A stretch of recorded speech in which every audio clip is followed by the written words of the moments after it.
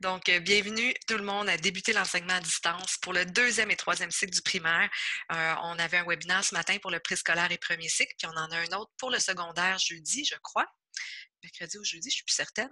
Et donc, on a vraiment tenté d'adapter le contenu qu'on va vous proposer aujourd'hui à votre clientèle. Également, c'est débuter l'enseignement à distance. Hein? Donc, on est conscient que la plupart d'entre vous qui êtes avec nous ce matin, peut-être n'utilisiez pas avant nécessairement de plateforme numérique avec les élèves. Peut-être que vous vous sentez pas à l'aise tout à fait avec l'intégration des TIC en classe, peut-être que vous n'avez même jamais débuté, c'est pas grave. C'est justement pour ça qu'on fait un webinaire pour débuter et vous pourrez ici poser toutes vos questions. Puis on va rester à la fin aussi avec vous. On va faire aussi peut-être des suivis personnalisés avec certains qui auraient besoin. Donc, n'hésitez pas. L'intention d'aujourd'hui, c'est tout d'abord de vous donner des outils, de vous proposer des choses à utiliser, mais aussi de vous rassurer puis de vous montrer qu'on est là et qu'on peut vous accompagner. Nous sommes trois, donc joyeux lurons. Alors, Maryse Rancourt, sépétique, ancienne enseignante au primaire. Patrick également, sépétique et ancienne enseignante au primaire aussi. Et Mélissa, notre collègue qui était enseignante au secondaire, puis qui a aussi une portion de tâches au niveau des élèves de la 3810, là, au niveau des outils d'aide technologique également, et qui a une petite portion de tâches d'intégration des technologies, mais présentement qui prend toute la place dans ces dossiers parce que une chance qu'on est épaulé par tous les collègues qui peuvent, dont Mélissa, là, qui nous prête un gros coup de main dans le dossier. Marie, tu veux faire ton partage d'écran? Ah, je ne l'ai pas fait? Ben non. Ça va pas bien, mon affaire. Prise 4. Non, c'est une joke. T'as de la misère avec les technologies, toi, ça n'a pas de bon sens. Moi, ce qui m'étonne encore plus, c'est que vous me l'ayez juste dit là. Ça veut dire que vous ne m'écoutiez pas du tout avant. On attendait que tu prennes ton respire.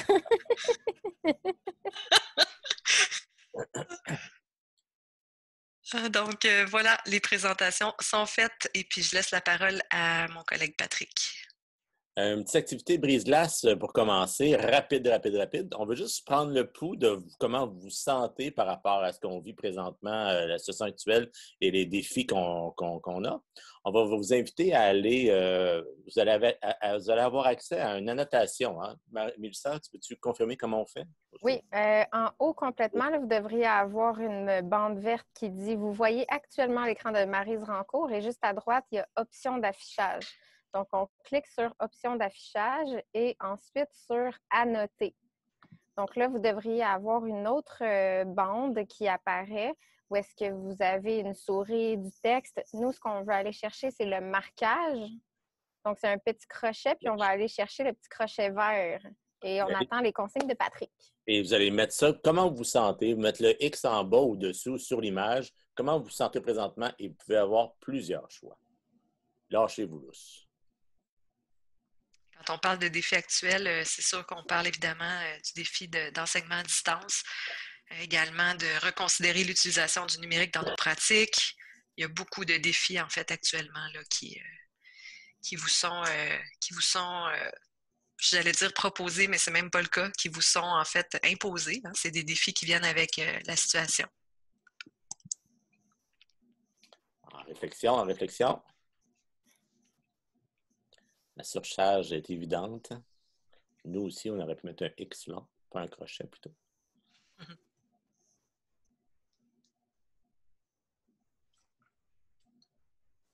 Beaucoup de gens qui sont aussi heureux et fiers de relever ce nouveau défi. Ça, c'est une super belle... si on veut rester zen et en contrôle, je pense qu'il faut adopter ce... Oups, j'ai fermé le micro. Il faut adopter ce type d'attitude à un moment donné, parce que sinon, on ne s'en sort pas.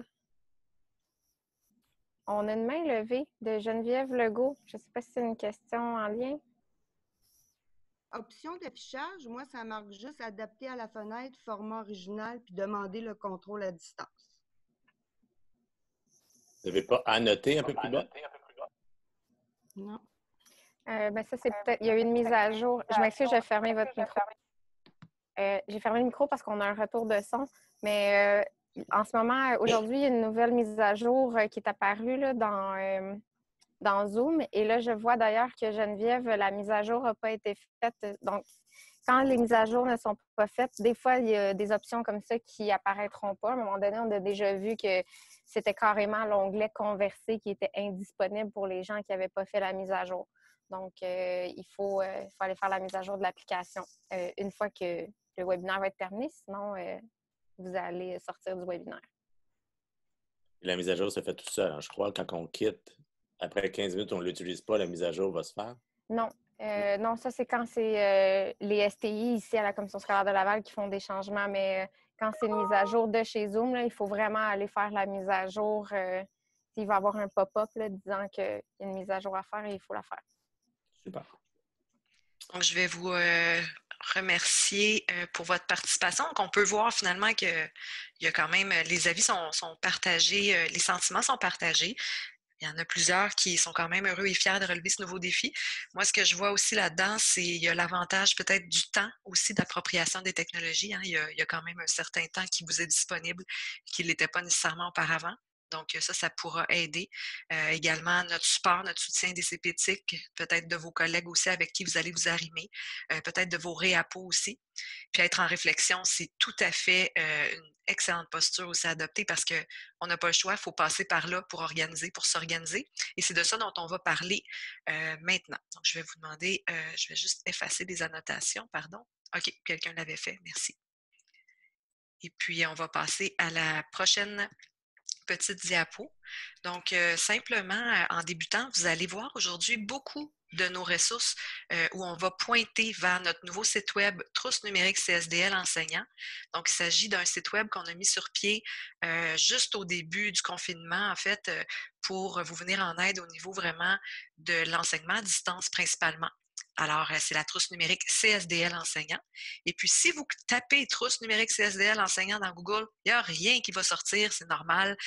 Google ne trouve pas encore assez populaire là, pour nous référer. Là, je ne sais pas pourquoi. Là. Pourtant, moi, je trouve que ma boîte courriel n'est pas du même avis.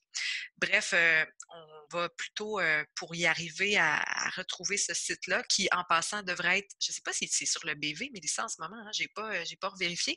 On a fait la demande pour qu'il soit accessible à partir du bureau virtuel, mais pour l'instant, on a quand même créé un lien Internet URL court, donc qui est bit.ly/trousse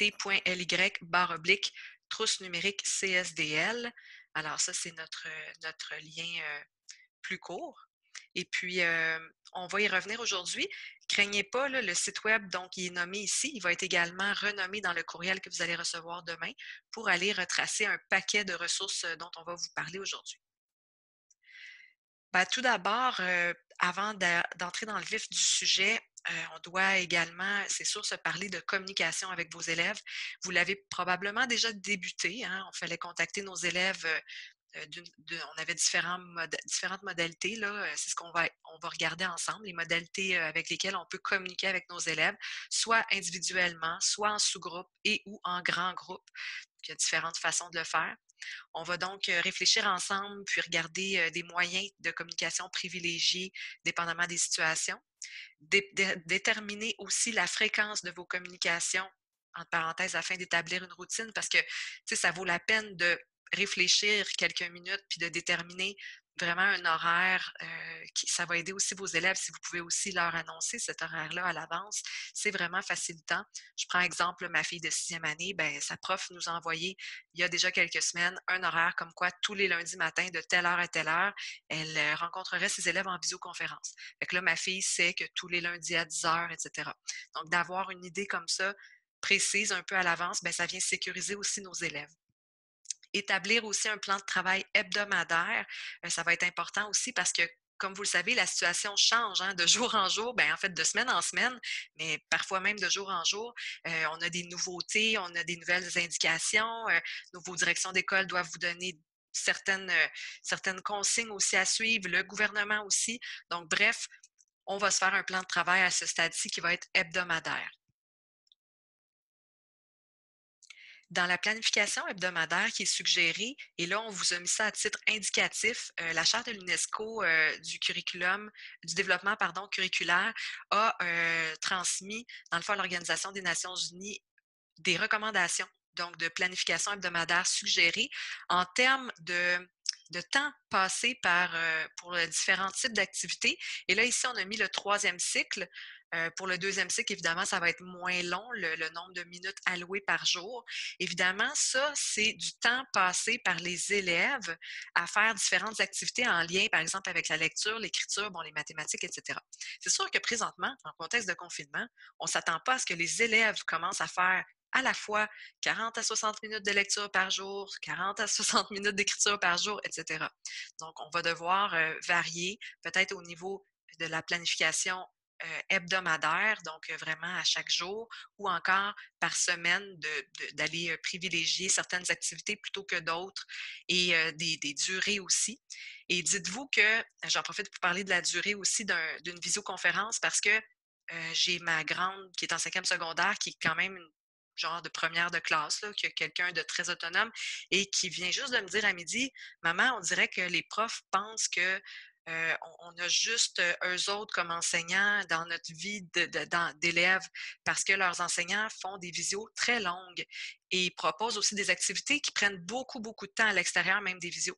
Donc, elle me dit, maman a dit, c'est trop long. Donc, évidemment, même en visio, même si on a plus d'attention de nos élèves parce qu'on peut les voir, on peut les faire interagir, on va tenter de restreindre le temps de visioconférence aussi pour, tu sais, soit permettre aux élèves de participer un peu, prévoir des endroits dans votre visio où les élèves peuvent prendre la parole, peuvent peut-être participer à l'aide d'un tableau blanc, donc les rendre un peu plus actifs.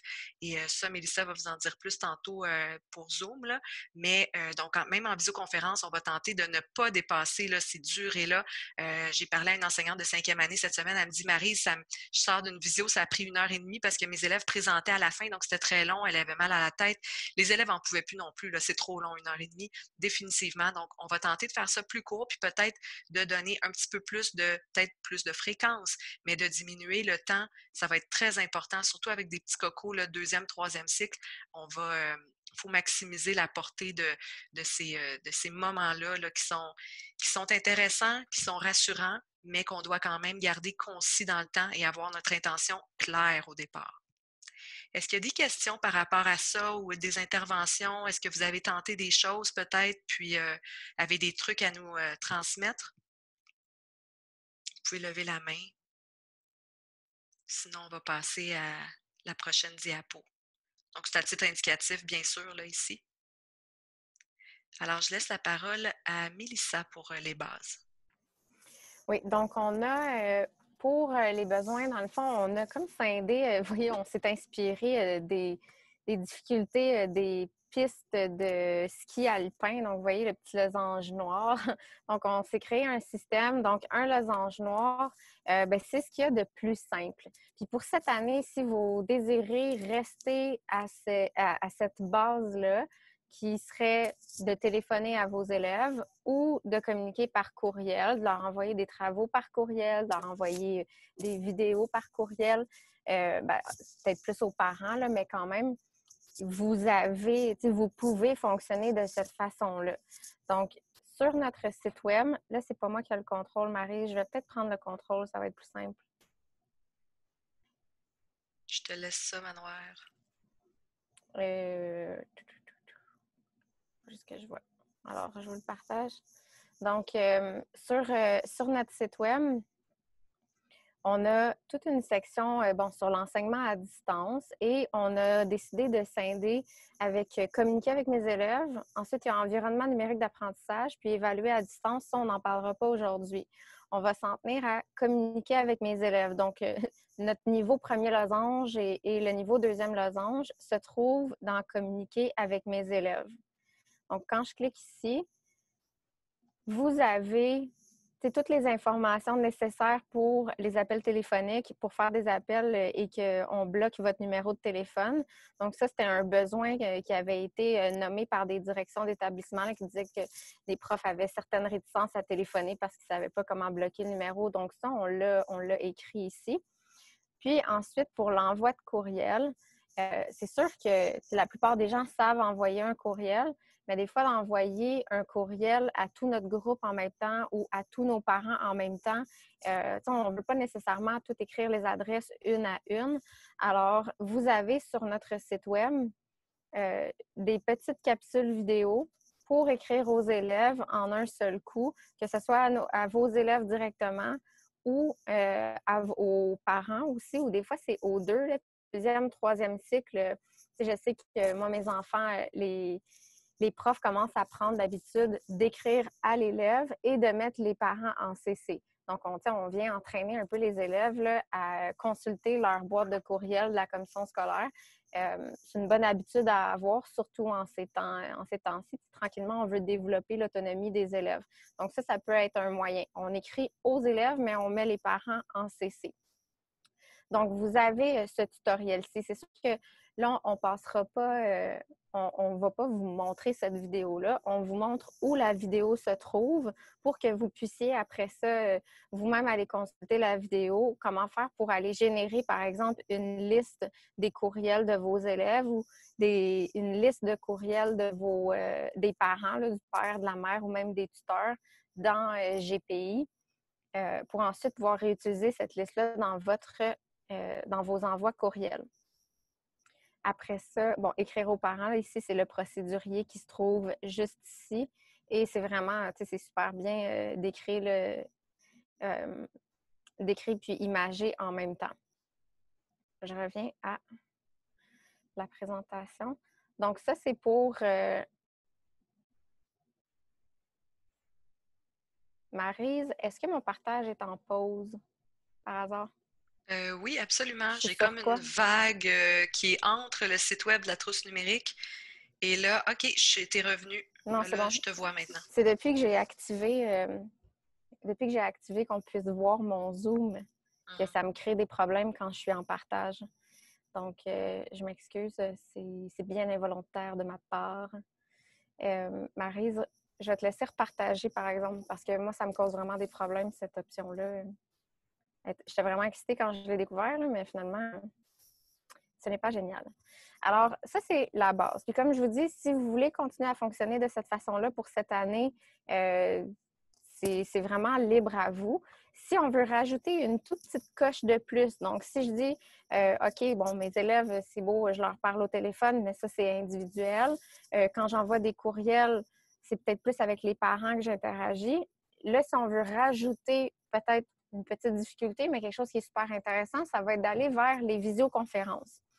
Donc, si votre plan pour cette année, c'est de vous en tenir à l'appel téléphonique, au courriel, puis à la visioconférence, vous avez deux options pour les visioconférences. On va y aller avec Teams ou avec Zoom.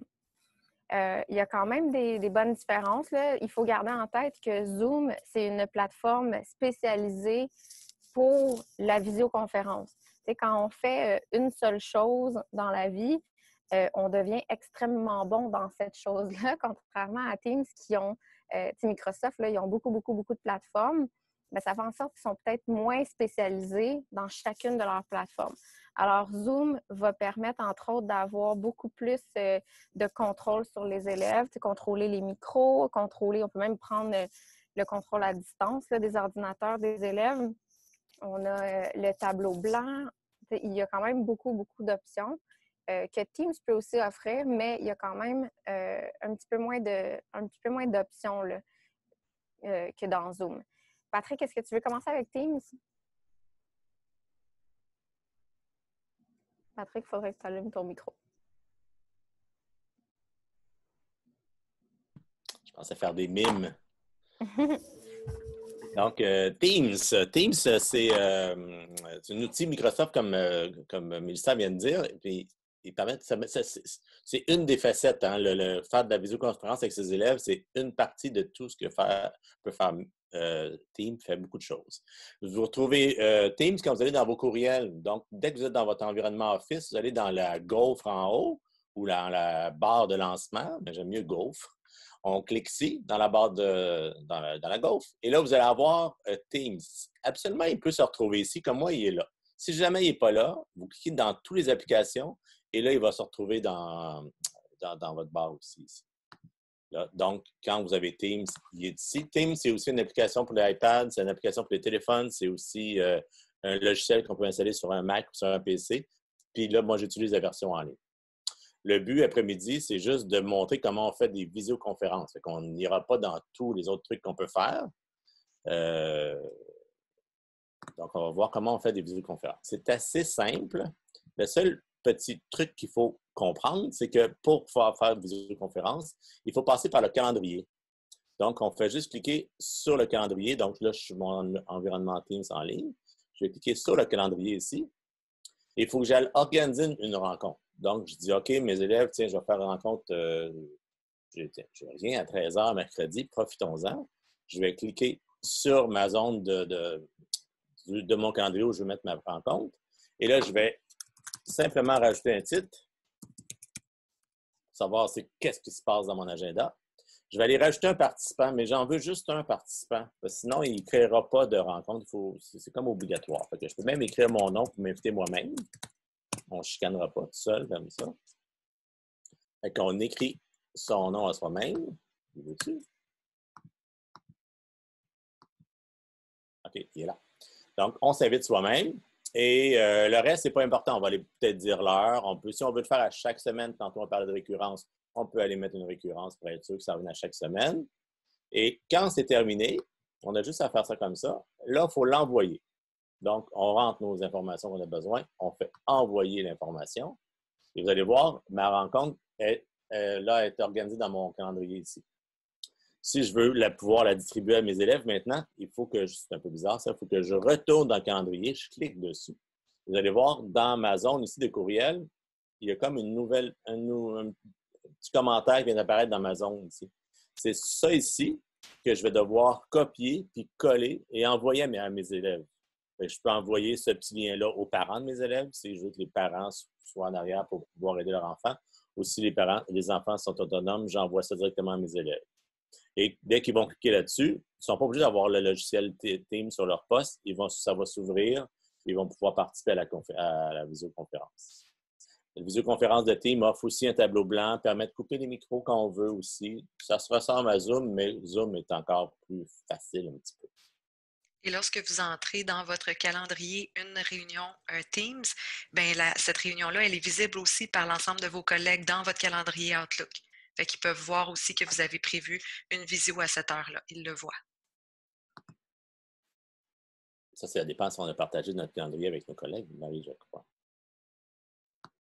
Non, bien, ils vont voir en tout cas que tu as un événement, là, c'est sûr. Là. Si tu n'as pas partagé spécifiquement ton calendrier, ils vont quand même juste voir que tu es occupé à cette plage horaire-là. C'est ça. Donc, c'est simple comme ça pour organiser des rencontres avec Teams. On passe par le calendrier. La démarche en passant sur le site, il y a une démarche, il y a une procédure étape par étape aussi pour faire tout ce que je viens de faire en petits morceaux. Est-ce que vous avez des questions pour Teams? Non, ça va.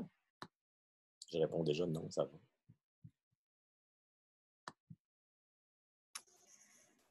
va. Donc, il y a également Zoom que vous pouvez utiliser. Je ne sais pas, je serais curieuse de voir si des gens qui ont déjà utilisé Zoom cette année, peut-être en levant la main là, pour indiquer si vous l'avez utilisé. Moi, ça va peut-être m'indiquer à quel point je rentre dans les détails. Alors, il y a énormément de mains levées, une majorité, je dirais, à la moitié au moins. On est à une vingtaine peut-être de mains levées. On devrait le... toi, Marie, tu devrais le voir, le nombre de mains levées, non? Oui, je les vois, mais là, je ne vais pas me mettre à les compter. Je peux juste te dire que j'en ai peut-être... Non, le chiffre. OK, c'est bon. OK, c'est à peu près la moitié. Oui, un peu plus que la moitié. J'entrerai pas tant. Les autres, peut-être que vous utilisez Teams aussi. Ou je vais peut-être plus vous montrer d'abord où trouver les informations sur notre site web. Abaissez vos mains. Tout le monde, vous pouvez abaisser vos mains à ce stade-ci. Merci. Mais je les ai effacées. Parfait. Alors, je vais vous montrer sur notre site web. Alors, là, je ne veux pas vous étourdir. Alors, je retourne dans Communiquer. Et comme je vous disais, il y a l'appel téléphonique dans Communiquer, il y a l'envoi de courriel. Il y a aussi, c'est juste ici. Donc, Patrick venait juste de vous parler d'un procédurier Teams. Dans le fond, on dit vraiment toutes les étapes là, pour communiquer avec les parents. Tout est détaillé dans ce procédurier-là. Ici, vous avez la visioconférence avec Zoom. Donc, quand vous cliquez sur « En savoir plus », C'est vraiment tout est détaillé là, à cet endroit-là. Vous, comme prof, je vous dirais il faudrait absolument que vous... Ben, il faudrait absolument. Je vous encourage très fortement à télécharger l'application Zoom. Premièrement, l'application, elle est beaucoup plus performante que la version web. Puis le gros avantage aussi comme prof, c'est qu'on a accès au tableau blanc. Donc, le tableau blanc, vous allez pouvoir, par exemple, analyser des phrases, faire des problèmes mathématiques. Si vous donnez le contrôle aux élèves, vous leur donnez la permission d'annoter, les élèves vont pouvoir écrire dans le tableau blanc en même temps. Donc, ça, c'est vraiment juste disponible si vous avez téléchargé l'application Zoom et si vous l'utilisez sur un PC ou un Mac. Si vous avez un Chromebook ou un iPad, malheureusement, l'option de tableau blanc n'est pas disponible. Donc, pour vous, ce serait de télécharger l'application Zoom. Pour vos élèves, c'est sûr que les élèves peuvent toujours se connecter avec leur compte. Idéalement, c'est ce qu'on aimerait. Si vos élèves ont déjà leur adresse courriel du bureau virtuel, puis qu'ils connaissent leur mot de passe, on peut leur dire, et là, se connecter à Zoom via Internet. Si vous cliquez sur le procédurier, puis ça, vous pourriez l'envoyer aux parents puis aux élèves. On a fait ajouter dans le bureau virtuel des élèves Zoom. Donc, quand l'élève clique sur Zoom, ça l'amène tout de suite à la page d'identification de Zoom pour la commission scolaire de Laval. L'élève a juste à se connecter ici, puis ensuite, c'est la même chose ça lui prend son adresse courriel de BV avec son mot de passe. Oui, c'est ça. Alors, ça, c'est une façon, c'est si l'élève, si vous dites à vos élèves, moi, je veux que tu sois identifié, que tu utilises ton compte, c'est correct. Mais on comprend que deuxième, troisième cycle, il y en a qui sont quand même petits. Les parents pourraient décider de ne pas se connecter, là, de juste venir rejoindre votre visioconférence, là, puis ce serait correct aussi. Je vais juste vous indiquer, je vais revenir en arrière. Donc, quand je remonte ici, là, pour une utilisation sécuritaire de Zoom, vous avez tout plein de conseils de sécurité. Puis d'ailleurs, ici, dans Bonnes pratiques à adopter, c'est à cet endroit que vous avez, par exemple, avec des invités de l'extérieur de la commission scolaire, si on regarde l'image ici, on vous dit que si vous ne souhaitez pas que vos élèves soient identifiés parce que vous voulez éliminer ce casse-tête-là, il faut s'assurer de ne pas cocher ici dans les options avancées. Seuls les utilisateurs authentifiés peuvent participer parce que là, on imposerait aux parents de se créer un compte si jamais ils n'utilisent pas celui de leurs élèves. Donc ça, il faut juste s'assurer que ce n'est pas coché. Mais Zoom offre quand même beaucoup, beaucoup d'options. Là. Honnêtement, moi, c'est un gros coup de cœur cette année, Zoom. C'est sûr que les comptes de base, on est limité à 40 minutes de visioconférence. Là, en ce moment, le 40 minutes a été aboli, si on veut, là, par Zoom. Donc, on peut faire des visios illimitées, mais là, je vous ramène à ce que Maryse disait tantôt. Est-ce qu'au primaire, puis même avec les élèves du secondaire, est-ce qu'on veut vraiment faire une visioconférence d'1 heure? Ça peut être assez intense. Donc, même si on revient à la version de base, là, honnêtement, 40 minutes, c'est une belle durée quand même là, pour une visioconférence avec les élèves. Alors, jusqu'à maintenant, si vous décidez, vous, cette année, vous vous arrêtez à ça. Donc, on a l'appel téléphonique, le courriel, puis vous choisissez une plateforme de visioconférence, soit Teams ou soit Zoom. Ça, cette année, ça pourrait être ça. Là, on va vous amener juste une coche plus loin. Donc là, on tombe dans le 3 diamants noirs. Donc, si jamais vous voulez pousser une coche de plus, soit cette année ou si vous préparez le terrain pour l'année prochaine, advenant le cas où au mois d'août, à la fin du mois d'août, on ne soit pas à 22 élèves dans une classe, qu'on poursuive l'apprentissage soit complètement en ligne ou sinon en style hybride, si on veut, là, une portion d'élèves en classe, une autre portion à distance. On vous propose un autre outil. Là, j'ai une question de main levée de Charlène Belair. Exactement. Charlène, tu peux ouvrir ton micro? Oui, bonjour. En fait, j'ai une question concernant, si on utilise la classe Classroom, Google Classroom, Team, il est déjà relayé à ça, hein, si je me trompe pas. C'est-tu Team? Oui, ben je vous le présente, là, ça sera pas long. C'est pas C'est Teams, ça. c'est les Meet. adresses courriels Ah, des c'est élèves. Meet, c'est ça. OK, Oui, bon, c'est ça. ben ma question, c'était juste de savoir qu'est-ce qui va être plus efficace et plus facile à utiliser si on passe par la Classroom, mais je vais te laisser terminer. Oui, c'est ça. On embarque avec ça maintenant, là. OK, parfait, merci. De rien. Maryse, est-ce que tu veux partager l'écran?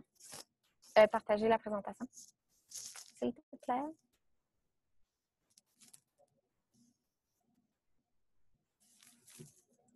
Pour la prochaine diapo.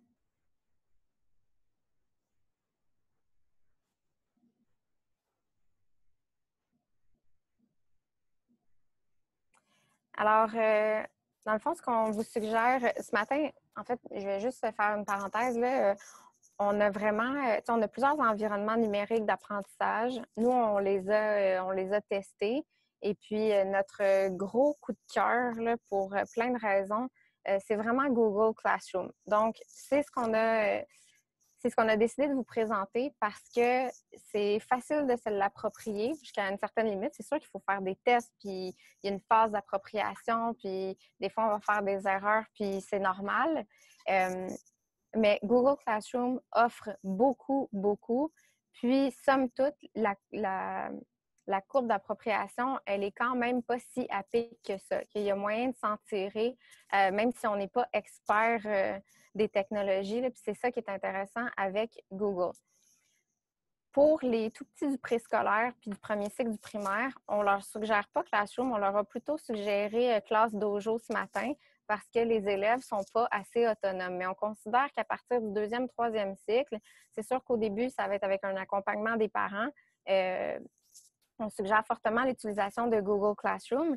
Et ce qui est le fun, c'est que à partir de cette année, dans le fond, ça fait, mon Dieu, même pas un mois, je pense, là, on a la visioconférence Meet qui a été intégrée directement à Classroom. Donc, si jamais vous décidez, soit cette année ou l'année prochaine, d'adopter Classroom, ben là, ça serait peut-être, on laisserait peut-être tomber la visioconférence de Teams et de Zoom pour s'en tenir uniquement à Meet. Mais là, je vous répète ce que je vous ai dit tantôt quand je comparais Zoom avec Teams. C'est que Zoom, ils sont spécialistes de la visioconférence. Donc, c'est sûr que la plateforme est beaucoup plus performante, qu'elle offre beaucoup plus de contrôle à l'animateur. On peut faire des groupes, des sous-groupes dans lesquels on envoie nos élèves, etc. C'est pas possible de le faire avec Meet. Mais quand même, Meet est un super bel outil quand même, là. Donc, on pourrait juste tout centraliser puis utiliser Google Classroom. Alors, on vous le présente. En fait, on vous le présente. On va plutôt vous guider, OK, pour un parcours d'auto-formation, si on veut, qui serait plus précis, OK, selon vous, par rapport à vos besoins. Donc, étant donné que vous êtes inscrit à ce webinaire-ci, c'est que vous commencez avec l'intégration des technologies. Donc, c'est sûr que nous, sur notre site web, là, on a beaucoup, beaucoup de tutoriels. On a des tutoriels avancés, on a des webinaires, tout ça. Mais là, on a décidé de vous aiguiller un tout petit peu en disant, il faudrait que vous mettiez l'emphase sur telle chose si vous voulez vous approprier Classroom tranquillement. Maryse, peux-tu changer de diapo? Ah, c'est toi qui vas enchaîner après, hein? Alors, Maryse, elle va vous présenter brièvement qu'est-ce que ça fait, un environnement numérique d'apprentissage comme Google Classroom, puis ensuite, elle va vous présenter le parcours d'auto-formation qu'on vous propose pour vous approprier tranquillement cet environnement numérique-là. Merci, Mélissa. En fait, ce qu'on vous propose ici, c'est un tableau qu'on offrait dans une de nos rencontres là, où on explore Google Classroom avec des enseignants, dans le bon vieux temps qu'on était en présentiel. Et dans cette grille-là, on vous montre qu'est-ce qu'on peut faire comme utilisation du numérique en classe sans ENA, le ENA qui veut dire environnement numérique d'apprentissage, et avec Classroom, donc sans ou avec. Puis des environnements numériques d'apprentissage, comme Mélissa le disait, il y en a quelques-uns. À l'ACS, il y a bien sûr Google Classroom, qu'on trouve qui est le plus simple d'appropriation pour la plus grande value pédagogique. Il y a aussi Teams, qui propose aussi un environnement numérique d'apprentissage qui va qui est de mieux en mieux, je vous dirais, avec les années. Là, vraiment, Teams est rendu quand même un grand joueur dans les environnements numériques d'apprentissage. Et il y a également Moodle, mais Moodle, celui-là, s'adresse vraiment à des enseignants du secondaire ou de la formation générale des adultes. Donc, c'est un peu plus spécialisé, le Moodle, et ça demande une très grande courbe d'apprentissage pour l'enseignant, pour s'approprier la plateforme. Puis la plus-value pédagogique, au primaire, en tout cas, elle n'est pas là, puisque Moodle, c'est plus prévu pour construire des activités qu'on va réutiliser souvent durant l'année, alors qu'au primaire, on sait bien que on construit une activité une fois, puis après, c'est fini. Là, on a un groupe, donc on ne peut pas mettre trop de temps sur la construction des activités avec nos élèves à distance. Donc, on y va avec Google Classroom, nous, qu'on soutient à la commission scolaire et puis qu'on propose surtout aux gens qui débutent et même à ceux qui sont avancés. Là, Classroom va faire quand même un excellent travail. Puis, sans environnement numérique d'apprentissage, vous pouvez toujours envoyer des vidéos et des sites web à vos élèves. Hein. Bien sûr, on peut les envoyer avec des courriels à leurs parents. On peut leur envoyer, on pourrait, par exemple, quand on est en classe, on pourrait l'écrire au tableau, mais une adresse Internet au tableau, c'est long à recopier. C'est pas super. Mais on peut quand même le faire. Également, donc, on va se concentrer sur cette fonctionnalité-là aujourd'hui dont on va parler avec Classroom. Les autres choses dont je voulais mettre l'emphase, c'était donner accès à des présentations de cours. Donc, dans un contexte où on est à distance, ça, c'est important. Alors, pour que vous puissiez donner accès à des présentations que vous faites ou des corrigés ou bien des consignes ou des notes de cours, hein, vous voulez donner accès à vos élèves à différents types de documents, autant vidéo, PDF, des Word en ligne, des Google Drive, peu importe, plein de types de documents, bien, ça prend un environnement numérique d'apprentissage. Ça va hautement faciliter ça. Parce que par courriel, bien, vos élèves vont se perdre très rapidement dans un dédale de ressources et de consignes. Alors qu'avec un environnement numérique d'apprentissage, on peut centraliser nos ressources et on peut aussi les disposer comme en dossier, ensemble, en termes d'activité, en termes de date, en termes de... Donc, ça facilite beaucoup le classement de vos activités, puis pour que vos élèves s'y retrouvent aussi facilement. Enfin, vous pouvez donner un exercice comme un rapport, une question à développer et suivre la progression des travaux en ligne et en temps réel. C'est ce qui est génial avec un environnement numérique d'apprentissage comme Classroom, c'est que ça va vraiment vous permettre justement, vous avez un fichier de texte et vous voulez que les élèves le complètent ou vous voulez encore avoir un questionnaire à remplir en ligne. Et là, vous pourrez suivre la progression des élèves. Ils peuvent vous remettre leurs travaux directement en ligne via Classroom. Tout est classé par type de travail, par élève, etc. Donc, c'est très, très facilitant pour un enseignant de faire un virage numérique avec Classroom. Et puis, Classroom, ça va être bon là, présentement là, à distance parce qu'on ne voit pas nos élèves, mais même quand vous allez être de retour en classe, il y a un paquet d'enseignants là, qui l'utilisent pendant qu'ils donnent des cours à l'école parce qu'ils vont l'utiliser peut-être pour des travaux à faire à l'extérieur de la classe ou encore les devoirs ou des choses comme ça. Puis, ça permet aussi de transférer beaucoup d'informations. Puis, les informations même qu'on donne pendant la classe, les élèves vont vous demander, pouvez-vous le mettre sur Classroom après parce qu'ils veulent les retrouver facilement. Alors voilà, c'est comme un gros Maryse, cartable numérique de l'élève. j'aurais presque le goût juste de prendre 2 minutes puis de montrer, parce que je fais un accompagnement pour le bain linguistique cette année. Puis j'ai créé un modèle de cours avec une semaine de travail. Donc, je pourrais peut-être la montrer juste rapidement sans entrer dans les détails de présentation, mais juste pour que vous ayez un visuel de ce que c'est pour ceux qui ne l'ont jamais vu.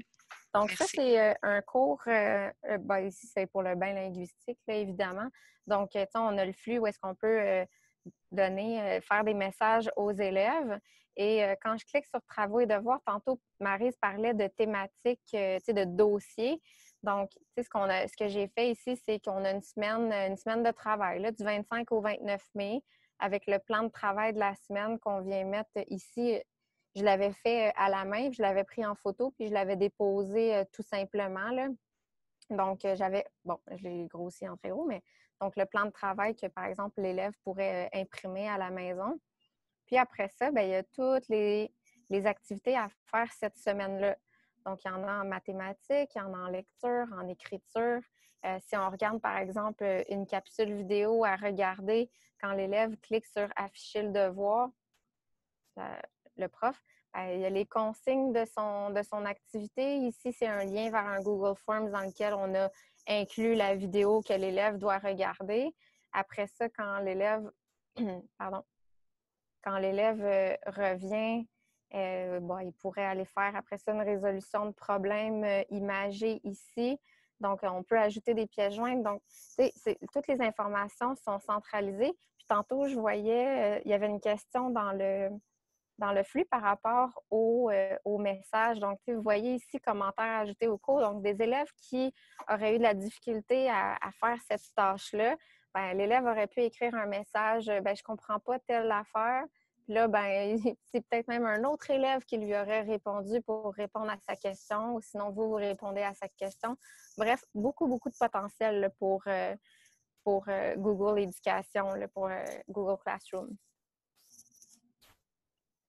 Merci, Mélissa. On me demandait est-ce qu'il y a un clavardage possible avec Meet. Dans le fond, dans Classroom, en fait, dans Classroom, il y a un outil qui s'appelle le flux quand on arrive sur notre cours puis qui permet de clavarder, entre guillemets, ou d'échanger des messages avec tous nos élèves ou même certains élèves seulement.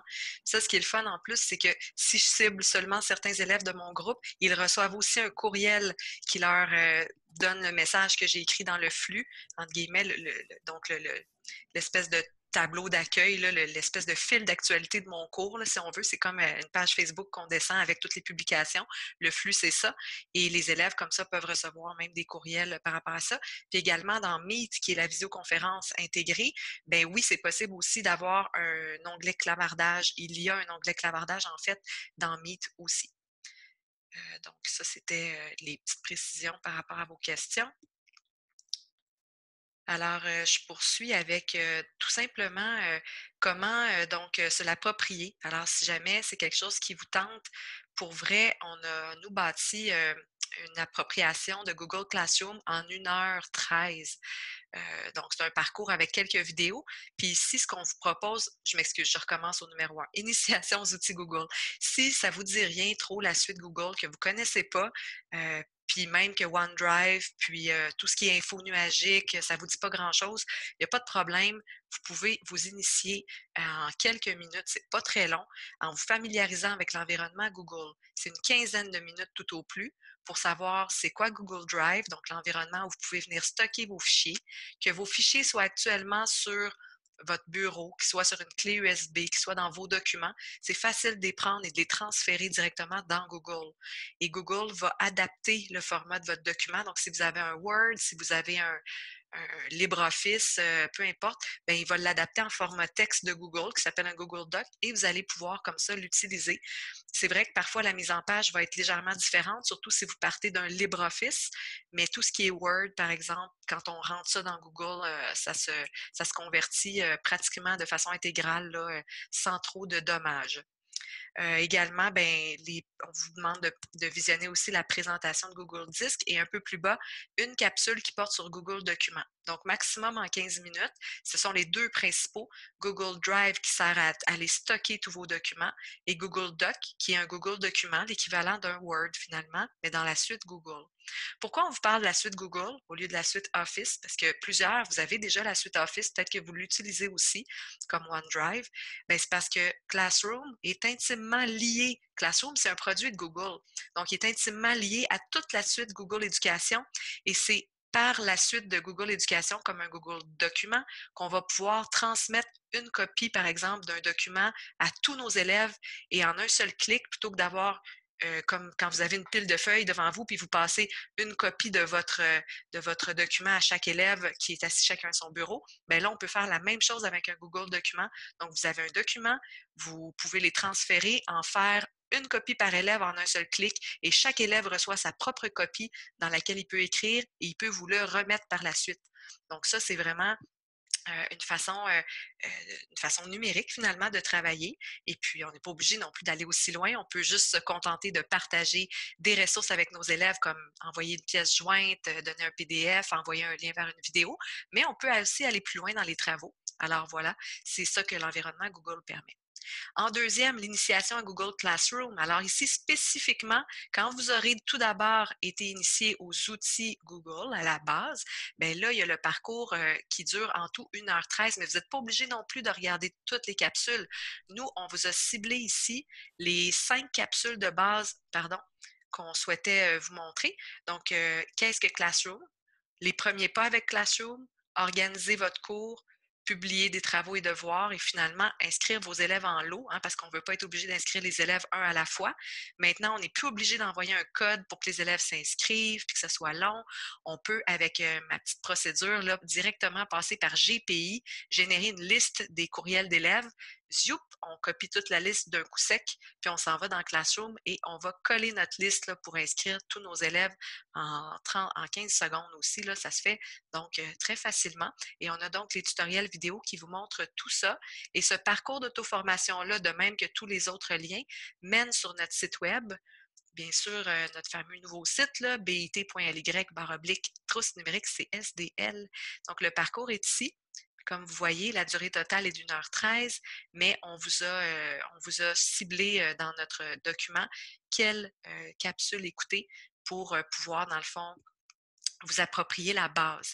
Rien n'empêche que vous pouvez écouter la totalité des capsules aussi, là, c'est sûr que c'est intéressant. Puis on a même en bas, si ça vous tente, aller plus loin avec Classroom, avec 2-3 autres tutoriels, là, pour notamment, je ne sais pas si ça vous dit quelque chose, là, écrire sur un PDF. Moi, ça a toujours été mon rêve quand j'enseignais que mes élèves puissent écrire directement sur un PDF. Et là, c'est possible de le faire.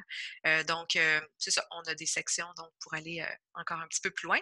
Et également, on offre un webinaire strictement sur Google Classroom. Alors, le webinaire, il vise tous les enseignants qui auraient complété le petit parcours ici, donc toutes les vidéos, et puis par la suite, bien, qui démarrent, qui s'ouvrent un Classroom avec leurs élèves et qui ont des questions, bien, venez nous voir en webinaire. On vous montre des trucs, des conseils pour aller plus loin. Donc, c'est un webinaire encore là d'1h30 qu'on offre à toutes les semaines. Mais Maryse, pour participer au webinaire, là, après avoir regardé les cinq tutoriels qu'on a spécifiés dans notre présentation, ils pourraient s'inscrire après au webinaire. Ah oui, Parce c'est qu'on sûr, on part n'ira pas pas. mal de là. C'est ça, vous n'êtes pas obligé de regarder toutes les vidéos, mais après avoir regardé les 5 vidéos proposées là, dans le Google Slide, vous pourriez vous inscrire au webinaire. La seule chose, par exemple, peut-être avant de vous inscrire, bien, créez votre premier groupe. Essayez-le au départ parce que c'est là que vous allez rencontrer peut-être des défis ou que vous allez avoir des questions, que vous allez tenter de faire des choses, d'envoyer des trucs à vos élèves. Et comme ça, quand vous allez arriver en webinaire, bien, vous allez avoir peut-être, vous allez mieux contextualiser ce qu'on va dire aussi parce que ça va être un peu plus, vous allez vous l'avoir être approprié. Hey, ça se dit pas, il y a beaucoup d'être et avoir. Ça va être ça va plus être plus concret, merci. Oui, tout à fait. Donc, ça, c'est vraiment. Fait que finalement, c'est pas 1h13 là, au total. Là, si on regarde juste ces 5 capsules-là, on s'en tire avec pas mal moins que ça. Oui. Également, la mise en pratique. Donc, ici, lorsque vous allez avoir regardé notre petite initiation, bien, on va vous demander, dans le fond, de peut-être vous créer un cours dans lequel vous allez faire des tests. Et là, quand je disais tantôt de se créer votre cours avant d'arriver à notre webinaire, bien, vous pourriez tester ces fonctionnalités-là qui sont les fonctionnalités de base. Bien, d'abord, évidemment, inviter des élèves. Puis ça peut être des collègues là, que vous invitez en tant qu'élèves qui vous serviraient de cobaye ou encore faites comme moi, prenez vos enfants. Il faut bien qu'ils servent à quelque chose en cette période de COVID. Et finalement, vous pourriez aussi écrire un message à vos élèves dans le flux. Fait que juste leur écrire un petit message. Leur donner des ressources. Alors, essayez de leur transmettre soit une vidéo, un exercice en ligne ou même un document. Vous pourriez aussi leur partager de la documentation, puis dont l'élève peut avoir besoin pour votre cours. Puis ça peut être aussi de donner des détails sur l'objet d'étude en vue d'un examen. Alors, on pourrait, par exemple, si les élèves ont des livres à la maison, énumérer des pages à l'étude, joindre un document, une page web ou autre. Donc, ça peut servir à tout ça, les fonctions de base là, dans Classroom, qui donc nous servent de camp de base, si on veut, pour les élèves et vous au niveau du numérique. C'est comme si votre classe, vous n'êtes pas obligé de tout mettre, vous ne mettrez pas tout dans Classroom d'un seul coup. Là. On y va petit à petit, au fur et à mesure des besoins hebdomadaires, tout simplement. Et c'est comme ça qu'on démarre aussi en début d'année. On n'a pas à tout monter notre classe numérique puis voir ça comme une grosse montagne. C'est vraiment des petits pas qu'on va faire et qui vont aider vos élèves comme vous également. Mais Marie, j'ajouterais aussi, tu sais, dans ce court test-là, là, c'est le moment idéal pour peser sur tout ce qui est cliquable. On clique sur tous les boutons, on les essaye toutes. C'est comme ça qu'on découvre des nouvelles fonctionnalités. Là. On y va vraiment à tâtons. Là. Donc, quand on se crée un cours, dans nos formations, Marie et moi, on appelle ça se créer un cours bidon. Là. Fait qu'on avait plein de cours bidons dans notre classroom, mais on s'amuse à cliquer sur tout, on essaie tout, on joint toutes sortes de pièces jointes. C'est vraiment comme ça qu'on va apprendre à l'utiliser. Puis il y a également dans Classroom, là, je l'ai près de moi. Donc, le Classroom a également une application, bien sûr, pour les appareils numériques mobiles, les iPads, etc. Tout ça est compatible avec Classroom. Donc, les élèves, même plus vieux, bien souvent, ils ont un appareil. Puis, ça leur permet, souvent, ils utilisent leur appareil numérique là, pour participer. Ici, pour en fait les élèves qui doivent se connecter donc et participer, ils doivent d'abord, bien sûr, connaître leur adresse courriel ainsi que leur mot de passe. Donc, tous les élèves ont une adresse courriel de la commission scolaire qui correspond à leur numéro de fiche à 7 chiffres avec le a-commercial-cslaval.qc.ca.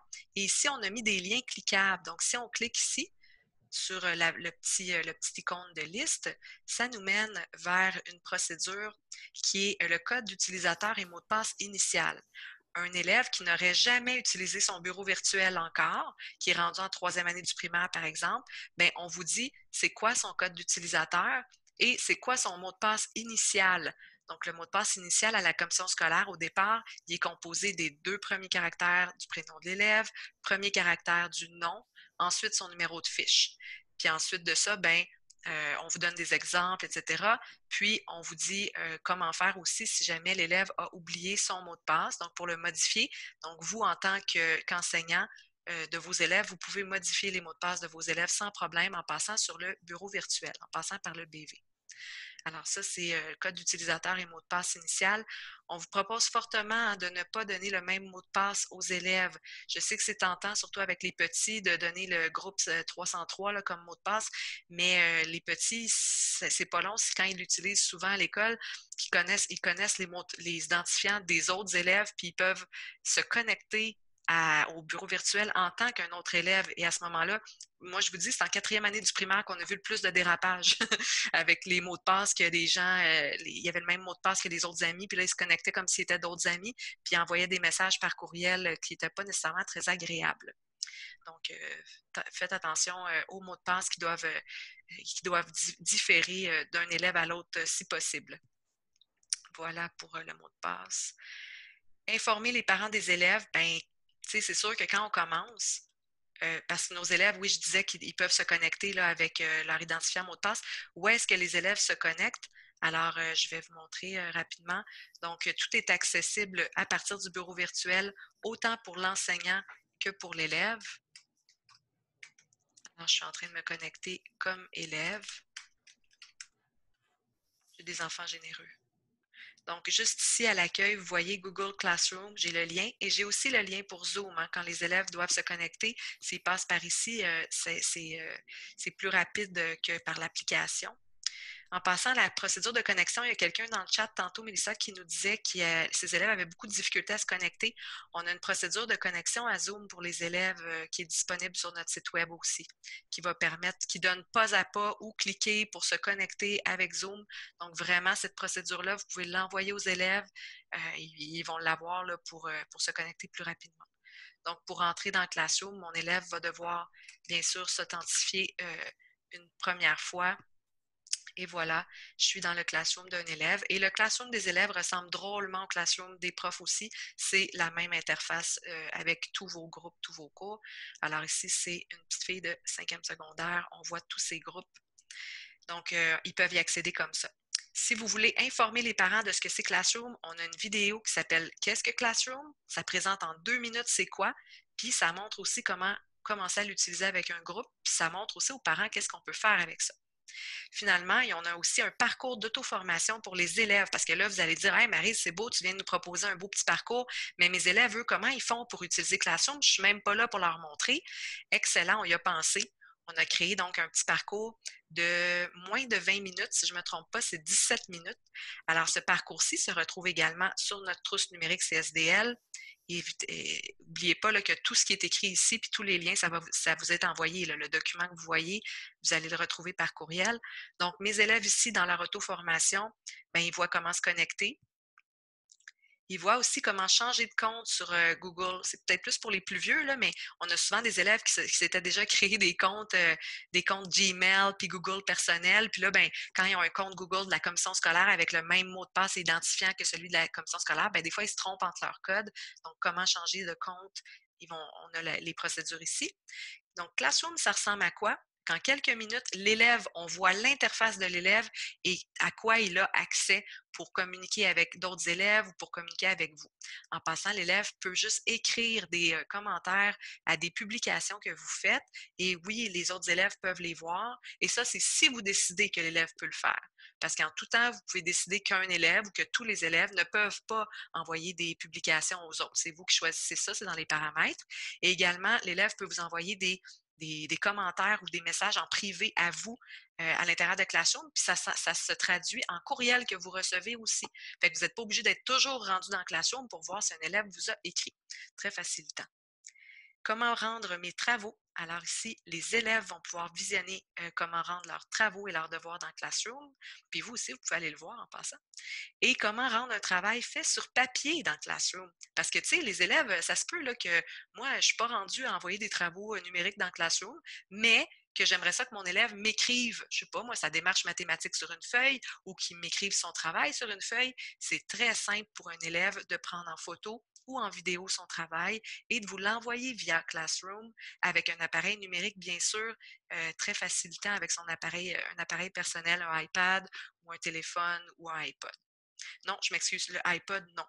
Le iPod, j'ai eu la question la semaine passée, donc un iPod, les vieux appareils, là, quelqu'un qui m'a dit ça existe encore, ça. Oui, ça existe encore, mais les iPods ne supportent pas le navigateur, en fait, sur ces appareils-là. Donc, on ne peut pas accéder à Classroom, mais on peut via soit un appareil, un cellulaire ou encore une tablette numérique, tout type de tablette confondue. Donc, c'était pour l'auto-formation des élèves. Oups, excusez, j'ai une bande noire qui m'empêche de changer de diapositive. Donc, je redonne la parole à Mélissa pour la proposition d'une structure. Elle va nous parler un petit peu plus en détail d'un nouveau cours de la TÉLUQ. Oui, en fait, j'ai commencé ma formation avec la TÉLUQ, donc le fameux cours J'enseigne à distance. Et là, vous allez me dire, ouais, mais Mélissa, le primaire, il n'y a absolument rien de publié. Vous avez bien raison.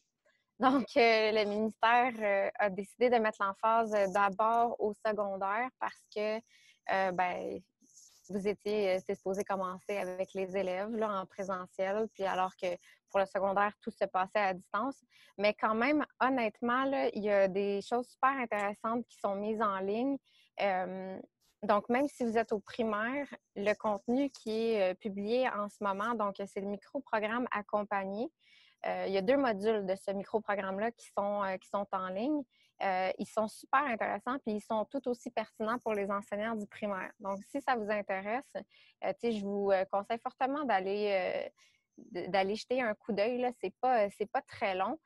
C'est sûr qu'on est un peu plus dans le théorique, mais quand on fait un parallèle avec les outils technologiques qui sont, par exemple, disponibles sur notre site Web, il y a vraiment quelque chose de bien là, qui peut en sortir. Donc, on parle, entre autres, dans ce cours-là, de l'accompagnement synchrone et asynchrone. Donc, synchrone, c'est quand les élèves font la tâche en même temps que vous êtes là. Tout le monde fait la tâche en même temps. Tandis que asynchrone, c'est quand les élèves vont faire la tâche, par exemple, à la maison à un moment de leur choix. Puis après ça, on revient en synchrone. Donc, on vous donne un exemple ici. Par exemple, quand on veut présenter une nouvelle notion, on peut très bien présenter une nouvelle notion en visioconférence. Donc, on serait en synchrone. Visioconférence, soit avec tout notre groupe, ou on pourrait même avoir 10 élèves en classe qui sont là physiquement, puis le reste des élèves sont en visioconférence parce qu'on installe notre ordinateur, par exemple, avec une visioconférence allumée. Il faut garder en tête que nos rencontres doivent être courtes. Puis le contenu doit être limité, donc on s'en tient à une notion par rencontre. On pourrait aussi faire ça de façon asynchrone. Donc, on procéderait, par exemple, en classe inversée.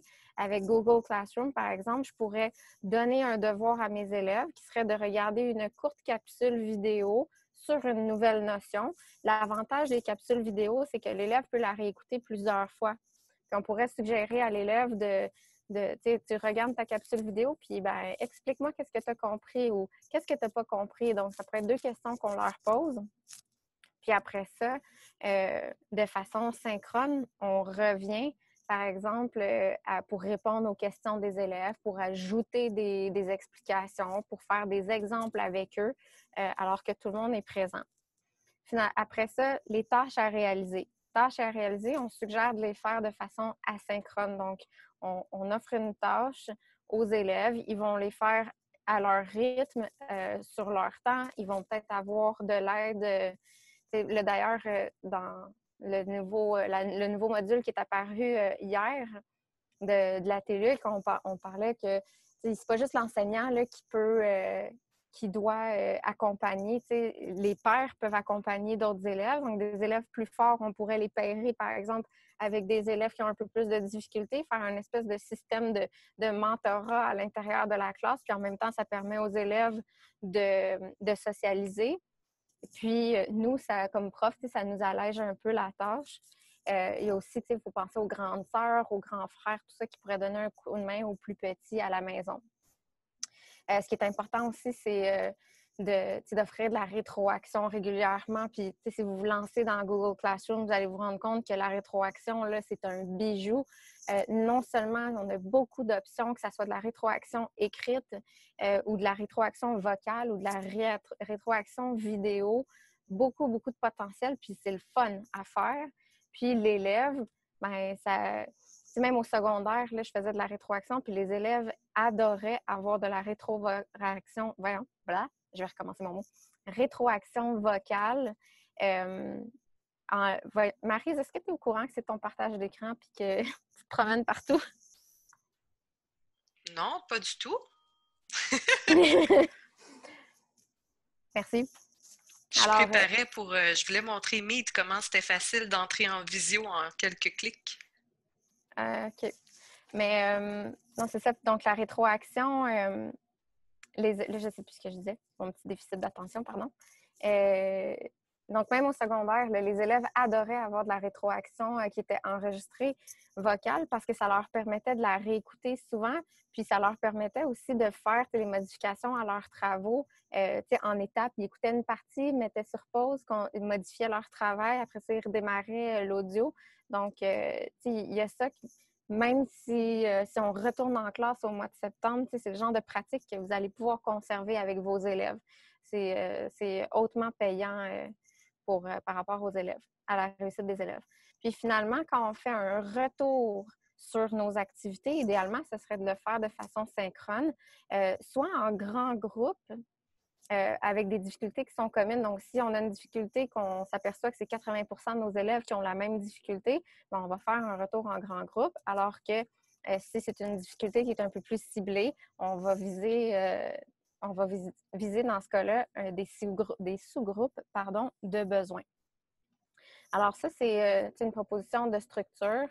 C'est sûr qu'il faut, vous avez eu probablement des rencontres par rapport au savoir essentiel à enseigner. C'est sûr que, étant donné qu'on est limité dans le temps, puis puis c'est pas juste pour cette année, là, mais pour l'année prochaine aussi, on va vraiment cibler là, des notions très précises, contrairement à quand on est en classe puis qu'on a 2 journées entières devant nous, on n'a même plus ce luxe-là, finalement.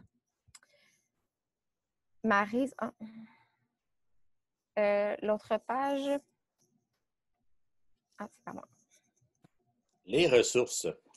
Vous n'êtes pas obligé de réinventer la roue. Hein. Depuis tantôt, on parle de capsules vidéo, de notions, de synchrone. Il y a des ressources qui existent déjà, qui sont déjà... il y a un buffet devant vous. Vous avez juste à piger. Ça se fait bien. Je vais vous montrer. Il y a 2 pages de ressources. Je vais vous montrer la première qui est un Padlet. Tu y vas, Maryse? OK. Donc, vous avez juste à cliquer sur le lien. Vous allez revoir Maryse, elle va vous envoyer la présentation d'aujourd'hui par courrier, là, dans 10 minutes ou 15 minutes qu'elle a dit tantôt qu'elle allait faire ça. Vous allez avoir ce Padlet-là en lien. On clique dessus, on a accès à ça. Et vous avez plein de ressources. C'est fait par la FEP. Les écoles privées, ils sont gentils, nous le partagent ça. Et puis, vous avez, si vous voulez travailler la lecture avec vos élèves, vous avez plusieurs outils à faire. Plusieurs ressources. D'écouter la lecture, vous avez ça aussi. Si vous allez plus loin, vous avez des choses spécifiques pour le deuxième et le troisième cycle. C'est vraiment une banque très, très, très riche. C'est Normand Brodeur qui était derrière tout ça, qui a commencé ça au début de la crise. Puis il continue à nourrir assez rapidement, assez souvent. Donc, vous avez du matériel en masse à les jouer. C'est un gros buffet, là. Vous n'êtes pas dans un petit buffet, là. C'est vraiment all you can eat, là. Donc, ça, c'en est une ressource. Il ne faut pas oublier non plus NetMaths. Vous avez NetMaths a sa place encore plus que d'habitude dans nos classes présentement. Là, vous savez, ou sinon, je vous l'apprends, NetMaths est disponible. La commission scolaire paye la licence pour tous les élèves du deuxième et troisième cycle primaire. Si jamais vous n'avez pas votre identifiant pour pouvoir créer votre compte, vous pouvez m'écrire, je vais vous aider à le faire. L'onglet se retrouve dans le bureau virtuel sous l'onglet Ressources, autant pour vous que vos élèves. On clique sur NetMaths et on a accès à la plateforme. NetMaths, c'est vraiment une plateforme où vous allez avoir des notions, un peu comme on parlait tantôt. Il explique des notions et après, il y a des activités que l'élève doit réaliser tout ça se passe sur le web et que, comme prof, vous allez avoir accès aussi à un compte rendu, selon les difficultés, selon les facilités de vos élèves. Une très belle plateforme qui est disponible l'année prochaine pour le premier cycle. Ils sont tous très contents d'avoir accès à ça l'année prochaine. Autres ressources, il y en a encore plein. Ça aussi, c'est des liens cliquables. On n'ira pas toutes les voir. Vous avez Clément vous enseigne. Clément, c'est Clément Lemaitre Provost qui enseigne à Boisjoli en 5e année. Il a fait un super site où vous allez avoir des notions. Vous n'êtes pas obligé de refaire. Il explique pratiquement toutes les notions en mathématiques qu'on doit avoir dans une belle capsule animée. Puis Clément, il a vraiment un don pour faire des capsules intéressantes. Et puis, chaque capsule, chaque notion est associée à un questionnaire que vous pouvez télécharger et vous pouvez envoyer à vos élèves. Un documentaire Forms qui est fait pour être partagé. Donc, ils écoutent la notion. Le form, c'est déjà fait. Le questionnaire est déjà fait. Vous envoyez ça à vos élèves. Petit guidou, ça se fait bien. Et vous avez AlloProf qui est vraiment incontournable là-dedans. Là, vous avez envoyé vos élèves là-dessus s'ils ont des questions. C'est vraiment bien fait. Français animé pour le français, certaines notions en grammaire. Mathématiques par niveau, capsule. Monsieur Eric pour les fractions. Cynthia Potvin, c'est une CP au découvreur qui a fait des capsules maths aussi super intéressantes. Vous avez plein de ressources cliquables facilement. On n'est pas obligé de refaire la roue, là. Il y en a qui l'ont fait déjà. Il faut abuser de ces gens-là. Et on vous réitère simplement le fait que notre nouveau site web bit.ly/trousse numérique CSDL est là pour vous, est une source de beaucoup d'informations. On est conscient, c'est pour ça que la présentation d'aujourd'hui venait cibler certaines informations pour vous permettre d'y accéder plus facilement. C'est l'heure des questions. Alors, je vous invite, si vous avez des questions, à lever votre main dans l'onglet participants et on va les prendre en ordre. Donc, on voit tout de suite l'ordre des gens qui ont levé leur main et puis on va pouvoir y répondre. Donc, nous, on vous remercie de votre présence aujourd'hui et on vous souhaite une belle appropriation de différents outils et vous dire qu'on est là pour vous également. Alors, voilà, n'hésitez pas à poser vos questions.